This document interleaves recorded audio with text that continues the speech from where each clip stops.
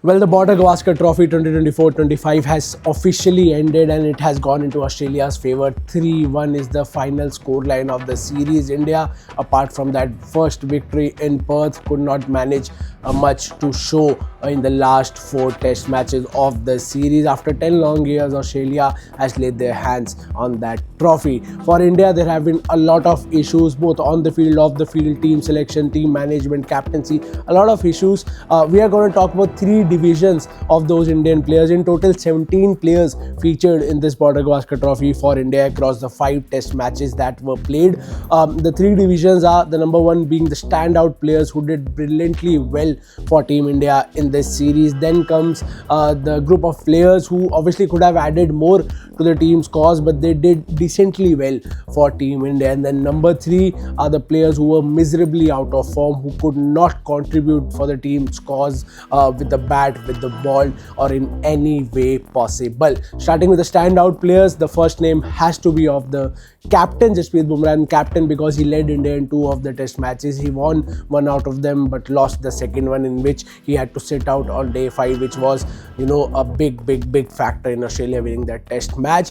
Jasprit Bumrah, 32 wickets across 5 test matches, a record, player of the series, and rightly so. That tells you a lot about what Jasprit Bumrah, even though he lost the series, India lost the series, still he was judged as the player of the series, and this is something that he will remember for a long time because this has been a fabulous series for him personally and individually.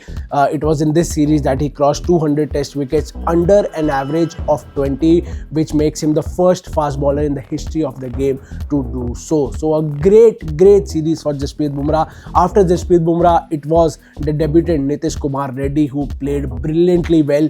His first tour down under, his debut international test series, in which he managed 298 runs, including a brilliant maiden test 100 at the iconic Melbourne Cricket Ground in the iconic Boxing Day test match, something him and his family will remember for a long time because they were present in the ground at that time. 298 runs, also chipped in with his bowling. There are a lot of improvements needs to be done with his bowling, but whatever he could manage, whatever overs were given to him, he did his best and really contributed to the team's cause. 3 or 4 times out of all the innings, he was the highest scorer from Team India, and that tells you a lot with the batters that are in that list. So out and out, brilliant series for Nitish Kumar Reddy. Number 3 is another youngster who was making his first trip down under to play test matches, and that was Yashasvi Jaiswal.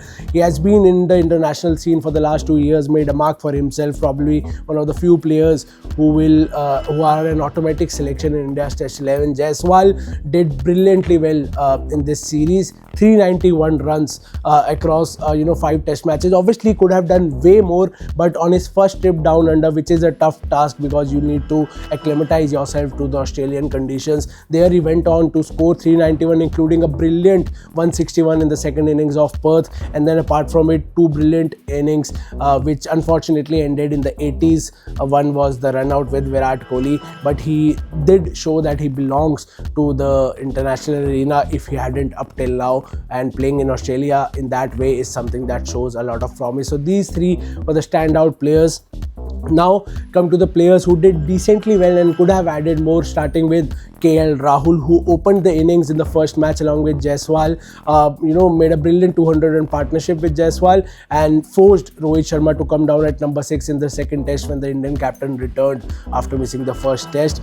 He again opened the innings in the second and the third test, but in the fourth test he was again pushed back to the number 3 position. Shubman Gill was dropped and he played at number 3, and then in the final test he again came back to open. So that is something that will obviously bother a batter's mind. He could only manage 276 runs across 5 test matches, but a lot of chop and changes in his batting order could have played with his mindset. He was looking compact, he was looking good, probably the only batter who was leaving the ball in the Indian batting lineup. So he did decently well across the 5 test matches, 276 runs.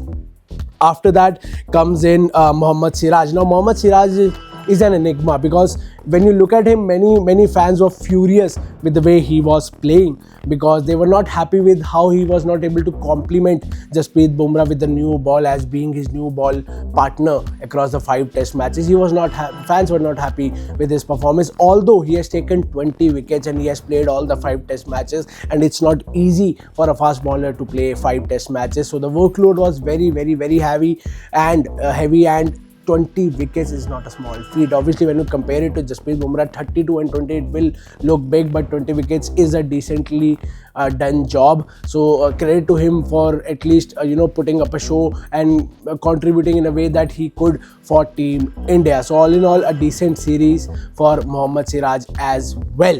Now talking about the third player, Rishabh Pant. Now Rishabh Pant, again, fans were disappointed with his performances in the first 3 tests, and more so with his dismissals, the way he was getting out at the MCG. First innings, second innings, but in the Sydney test, he showed up in both the innings. In the first inning, both the innings were very contrast. In the first innings, he played very slowly, something out of his character, something that he doesn't do usually, taking his time. Unfortunately got out on 40, but in the second innings, what a score, what an innings.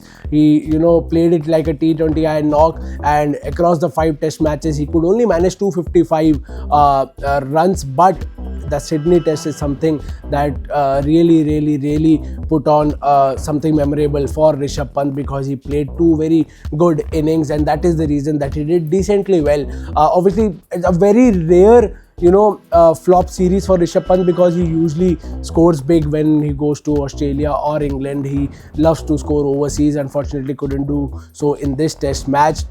Now coming to the players who were absolutely not up to the mark in this series. They were miserably out of form, and as sad as it sounds, the 2 most senior most players of the team are in this list: Rohit Sharma and King Kohli, as we call him, Virat Kohli. Rohit Sharma, he didn't play all the 5 test matches. He played only 3, led the side in the 3 test matches. But in the 3 test matches, that is 6 innings, he could only manage 31 runs. And it is a very sorry state of affairs. 31 runs across 3 test matches, which probably forced him to drop himself or stand out, kind of stepping down from the Sydney test, the final test where Bumrah led. 31 runs across 3 test matches.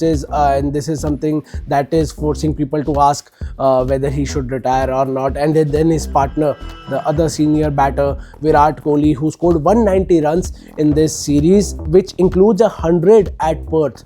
81st 100, obviously. That came in the second innings of Perth when the situation was really good, the pitch was really good. Nevertheless, 100 is 100, but apart from that 100, only 90 runs across the entire series. And what's worse than that he got out in the similar fashion in all his innings. Not even a single other mode of dismissal. Same, chasing the ball at the 5th stump, edging one, going into the keeper's hand or the slip's hand or the gully's hand.